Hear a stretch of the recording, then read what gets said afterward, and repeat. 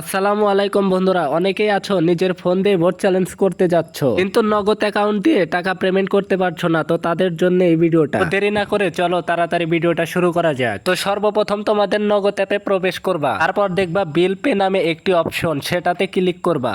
Click করার পর এখানে দেখবা বিভিন্ন ধরনের সার্ভিস আছে, তো তোমরা শিক্ষা প্রতিষ্ঠানে ক্লিক করবা। ক্লিক করার পর বিলার নামে একটি অপশন আছে উপরে, সেখানে তোমরা এসএসসি লিখে সার্চ দিবা এবং নিচে একটু স্ক্রল করলেই তোমরা দেখবা একদম নিচে ওই এসএসসি 2026 এর একটি অপশন রয়েছে, সেখানে ক্লিক করবা।